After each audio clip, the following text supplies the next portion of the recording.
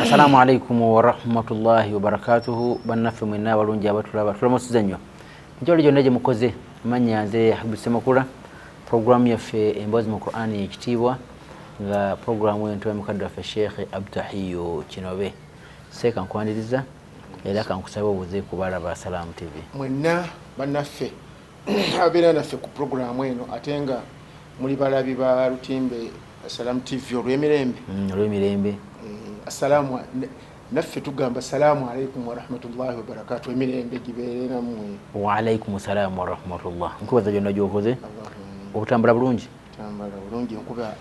yali ebuzeebuzeemu naye ate kakati yazzeemu n'etonnya. Omudiringano ate nga si ya bizibu kubanga ogenda n'owulira ati amasomero yagatutte naye alhamdulillah kuba ekyali nnungi mawokota mbutambula n'eggomba. Era tusaba Allah subhanahu wa ta'ala awo abatutwalira agituwenga nnungi. Manyi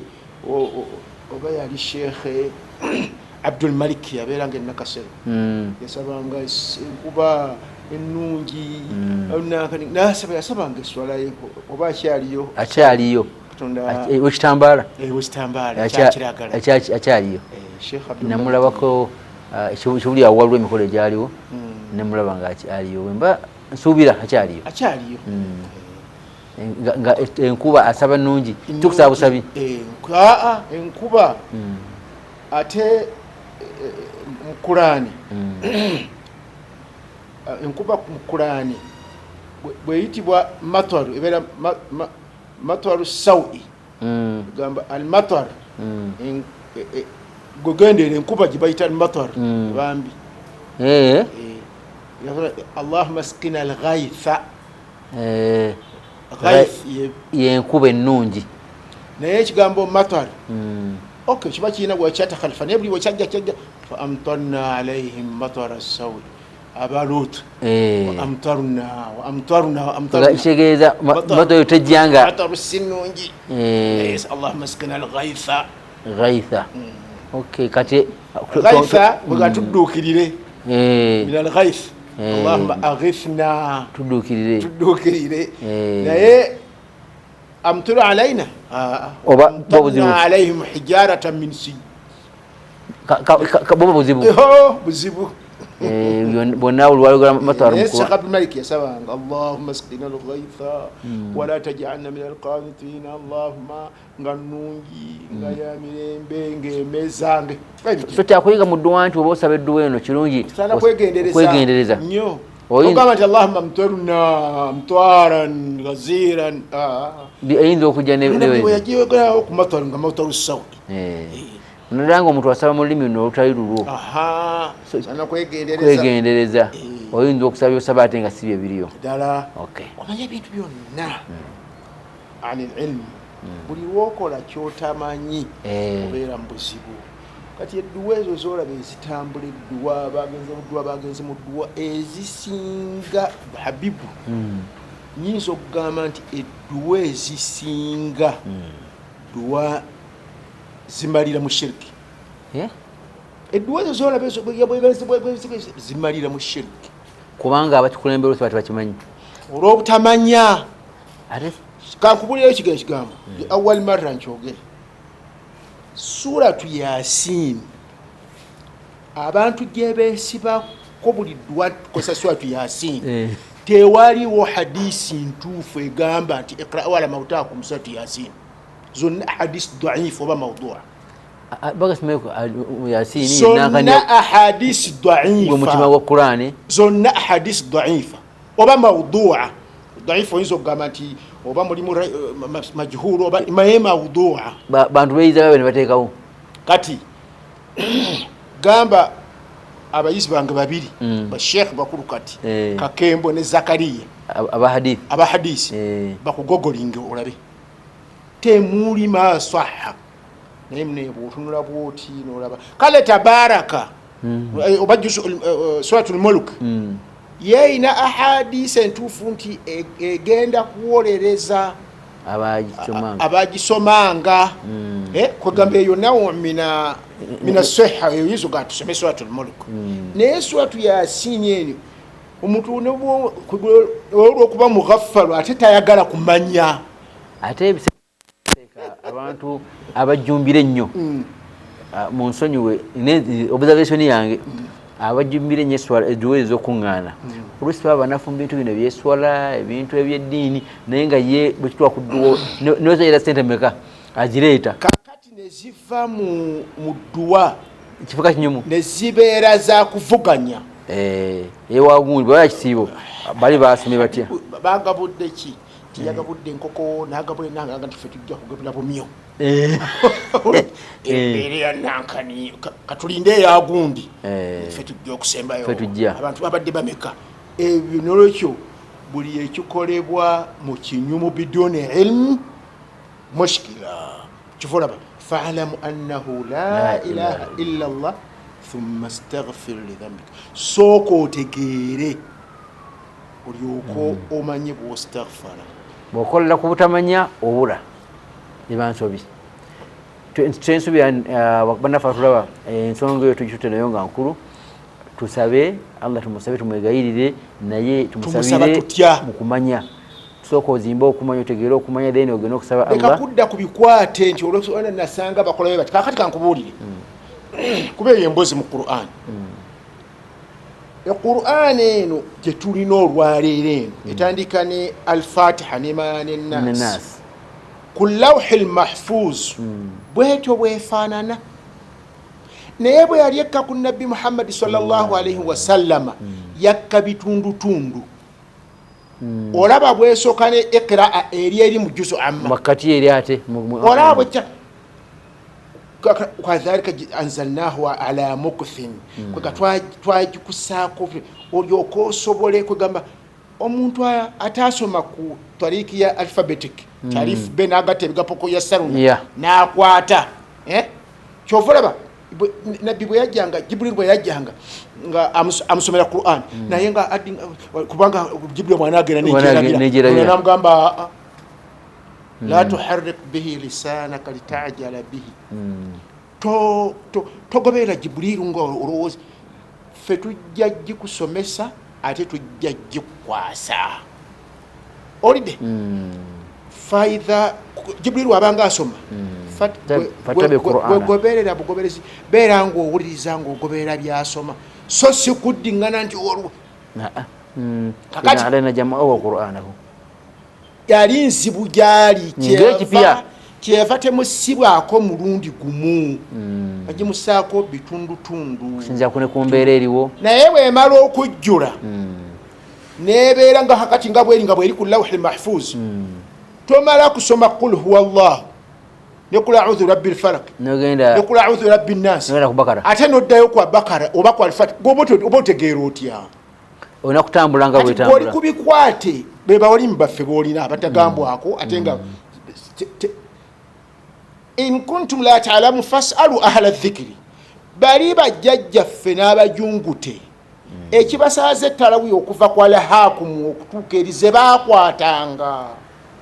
era baali batuufu batooka alhakum kakati nabasomeddwa basa alhakum kwe batandikira ne badde bwe bamala kula audhu birabbi nnasi ate ne baddayo warattila alqur'ana tartila qur'ani giriranyise nga bweri ku lawhi lmahfuz yajjula tosomeno alina oddembalira era hakubeera kubikwate otugenda togenda kusoma ddwe wagundi ng'oli kubikwate akulako nkayisizaawo tuyanza ekyakuyiga eri bannaffe no kubanga Qur'an eno gye bozi yaffe mu Qur'an ye imaamu waffe tulina kukola nga tugoberera Qur'ani kyegamba Sheikh tuli mwezi gwa 11 twolekedde olwaleero mwezi Dhulqaada yayingidde Dhulqaada bwayingira ddala Dhulqaada bwaggwako obosigaza ennaku 10 eza Zulhajji hijja eberenga tugenda zoogerako ku puroguramu ejja naye akati tukyali eno ku ntandikwa kati bwe tubeera mu kiseera kino tuli mu kiseera kya hijja allah abaanasobosa banagenda bali mu kweteekateeka buli kimu kigenda abagemewo n'ebirala n'ebirala naffe tusigala wano nga tuli mu muudu eyo eya hijja mu Qur'ani mulimu suura allah yakibadala suura ya hijja ekitegeeza nkulu si buli kintu kyonna allah yakiteekako essula kuba waali badde nti olowooza omukyalo ono yasooka okubeera nga akkiriza obusiraamu senga Qur'ani yali kintu kyakuwandika buli kimu. Khadija radiyallahu anha erinnya lyandibaddemu nesitwali Khadija wale yalibaddemu n'erinnya lya Khadija teryogerwako. Kitabo kya byafaayo, kitabu Hidaya, kitabu kya obulungamu obutakwatira Khadija si ye nannyini bwo si eki awamu n'okuba nabbi agamba kubanga Aisha nti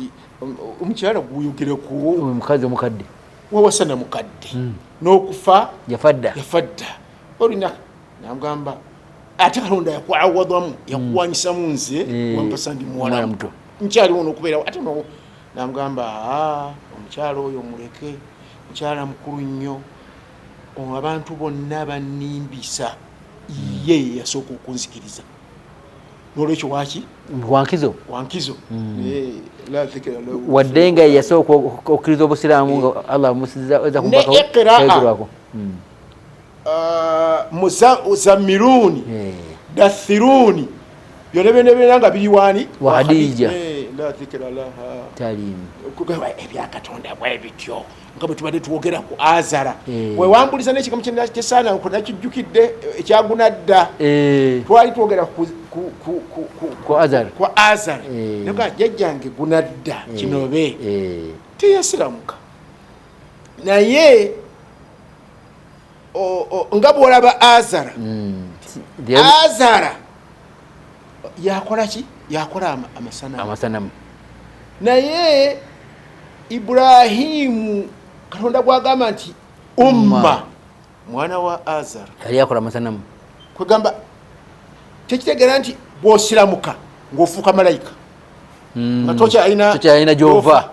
kati jjajjange kino begunadda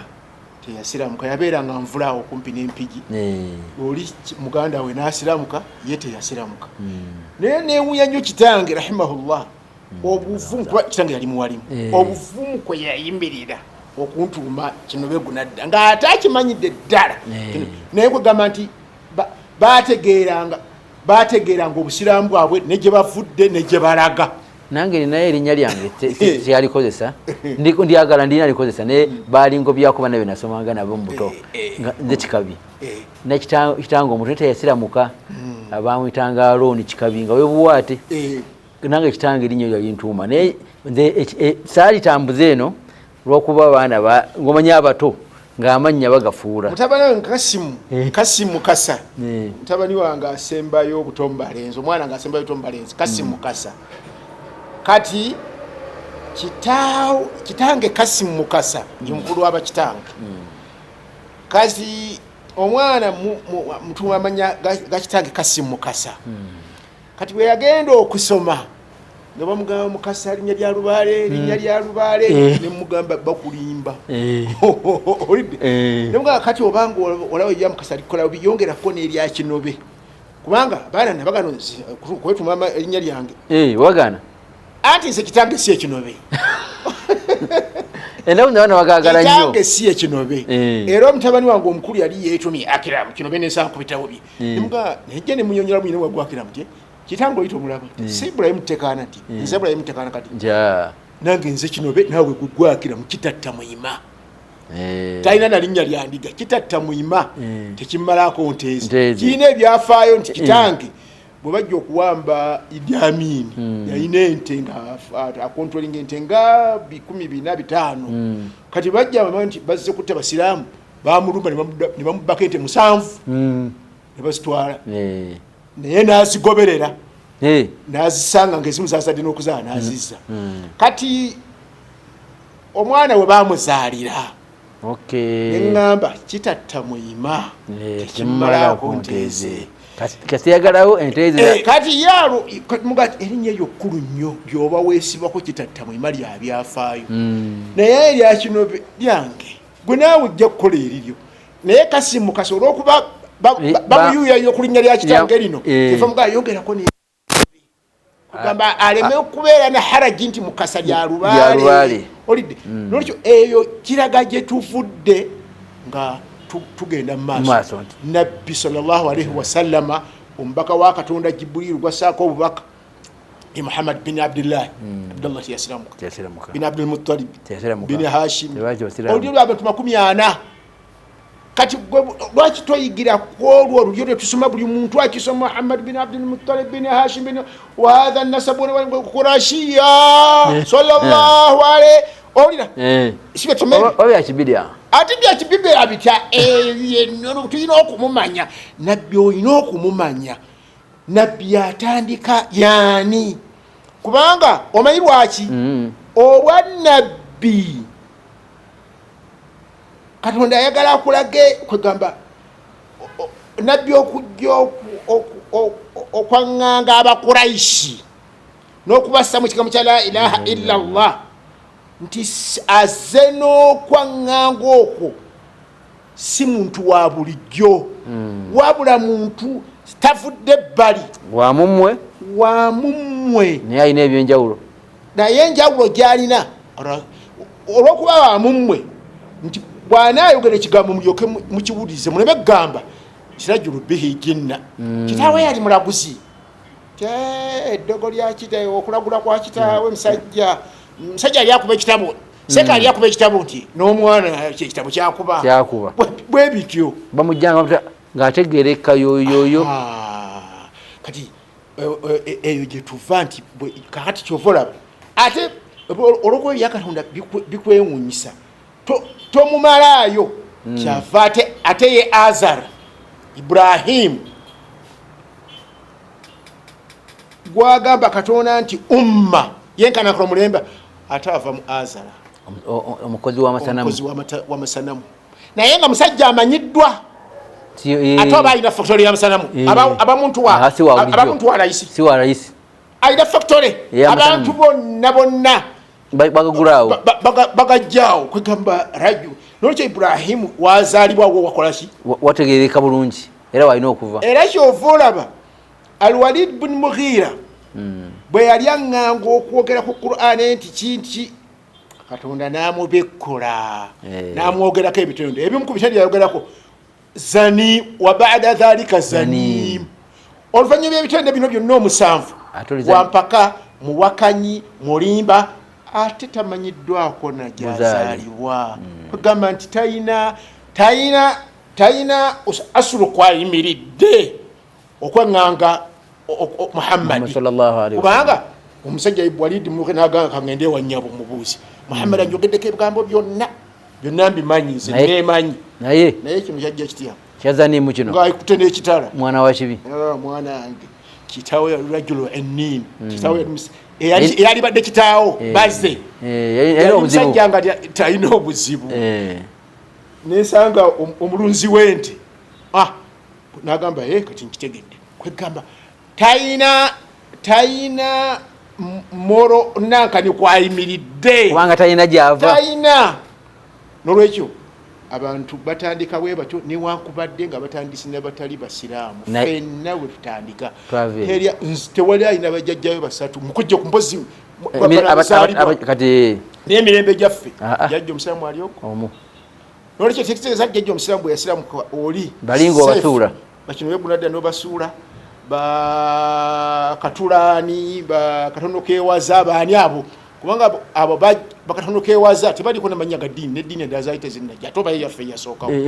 bali bakatono kewaza musajja awaza jangu tugende bazibumbira bazeketta kale omusajja gunadda bamugamba kino begunadda omwenge nti agunadda n'ennyo bweligwayo bamwama kino omwenge nti gunadda n'ennywa oli muzzukulu wa gunadda tugende ku hijja kati hijja Allah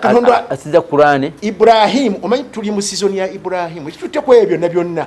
Ibrahim ne taatawe kyeyali ne Ibrahim kyali abantu basobola abantu fete tusobola kuba abamalayika nti ffe twava mu ggulu ne tufuuka abasiraamu kyova otulaba tumanyi obusiraamu bali bonna tufuluma eri kikuwaki nti Katonda n'atugonnomolako ekyengera wakafa biha kyekisinga ebyengera byonna oluvannyuma lw'okutondebwa nga tuli bantu nga tutegeera ekyengera ekisingayo obukulikitiro okwenyumirizaamu busiraamu nga tujjukira gye tuvudde atukuba atajjukira gy'avudde tamanya gy'alaga kati suratul hajji eyitibwa suratul hajji lwa nsonga ki? lwa nsonga mwemuli nabbi Ibrahim, Katonda okulagira nabbi Ibrahim alangirire hijja. Agirangirira atya? Kubanga naye kikwewunyisa Swabun muvunuzi wa Qur'an, muvunuzi wa Qur'an bwe yali ayanjula essula eno suratul hajji yayanjula byonna ebirimu mwattu hijja n'agireka. Simanyi oba